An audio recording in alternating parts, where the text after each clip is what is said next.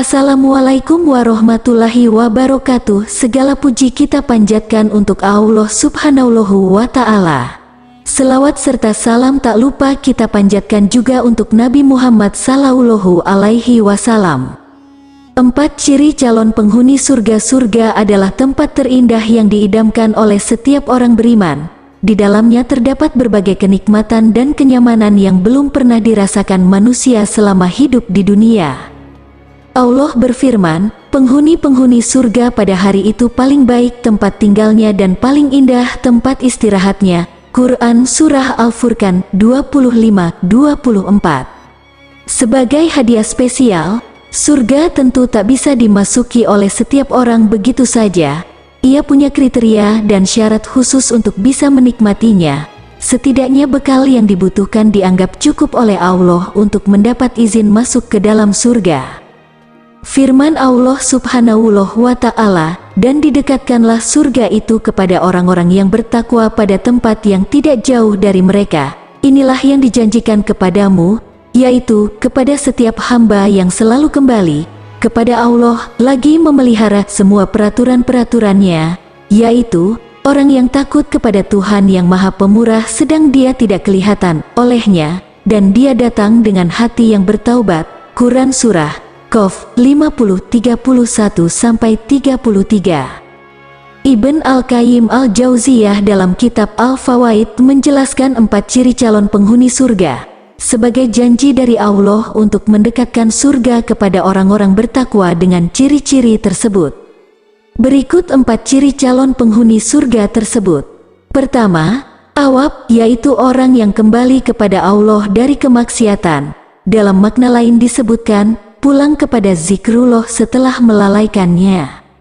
Ubaid ibn Umair menjelaskan, awab adalah yang mengingat dosa-dosanya lalu beristighfar dan bertobat, sedang Imam Mujahid mengatakan awab adalah orang yang mengenang kesalahannya saat sendirian, ia memohon makfirah kepada Allah.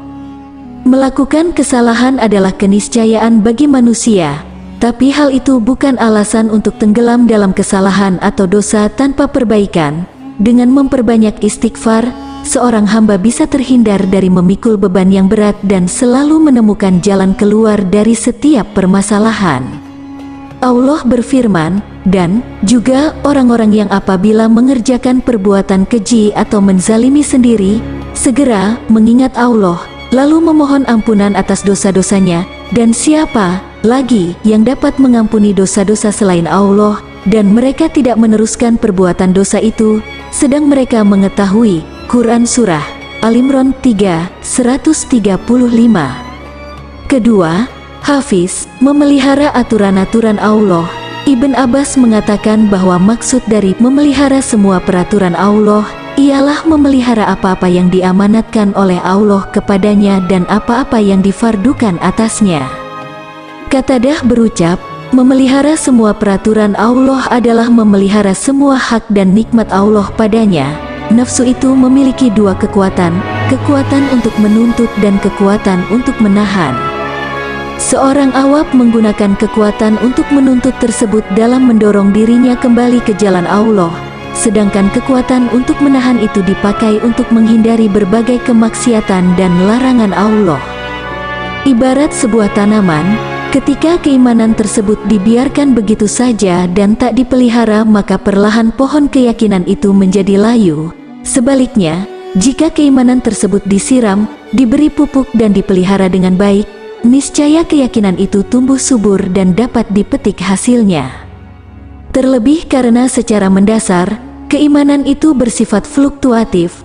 Kadang ia mendaki naik, namun tak sedikit iman itu terpelanting jatuh hingga nyaris berada di bibir jurang yang dalam. Olehnya, memupuk keimanan kita dengan amal soleh adalah keniscayaan bagi seorang muslim.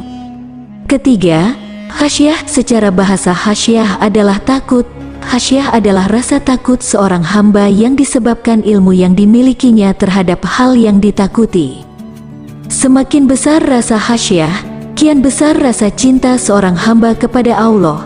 Dengan rasa tersebut, seorang hamba melakukan semua amalan yang diperintahkan demi menunjukkan cintanya kepada Allah. Sebagaimana Rasa khasyah dapat meminimalisasi perbuatan maksiat seorang hamba, karena ia merasa bahwa Allah ada di mana-mana dan mengawasi tingkah lakunya sehingga dia takut untuk melakukan perbuatan maksiat. Keempat, hati yang inabah. Ibn Abbas mengatakan, maksudnya ialah datang dengan hati yang kembali kepada Allah dari kemaksiatan, karena hakikat inabah adalah menghadapnya kolbu kepada ketaatan kepada Allah. Inabah merupakan inti dari ibadah yang agung.